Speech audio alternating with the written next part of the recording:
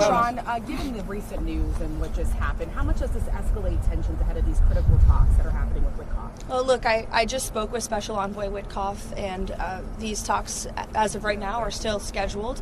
President Trump is always wanting to pursue diplomacy first, but obviously it takes two to tango. You need a willing partner to achieve diplomacy, and that's something that Special Envoy Witkoff is intent on exploring and discussing.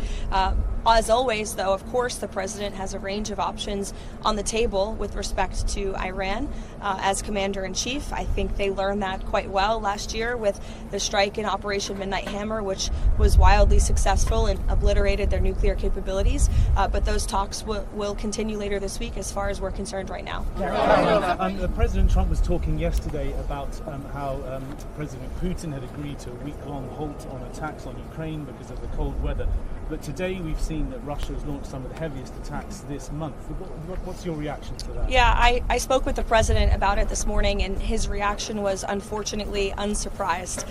These are two countries who have been engaged in a very brutal war for several years, a war that would have never started if the president were still in office. It started because of the weakness and incompetence of the previous president, Joe Biden, and that's why the president continues so aggressively to pursue diplomacy to end this war. That's why Special Envoy Witkoff and Jared Kushner will be in Abu Dhabi tomorrow for another round of trilateral talks. I would note the trilateral talks that took place last week or the week prior are historic by nature. Never before have all three of our countries really been able to sit down at the negotiating table to move the ball forward towards peace. So Special Envoy Witkoff and Jared Kushner and President Trump made the impossible possible with respect to peace in the Middle East, and I know they're looking to do the same with respect to the Russia-Ukraine war as well. On Harvard, the president said yesterday he's now seeking $1 billion from Harvard. One, how do you arrive at that number? And two, he said he wants criminal, not just civil, charges against individuals at Harvard. Does he want to see Harvard officials arrested there criminally?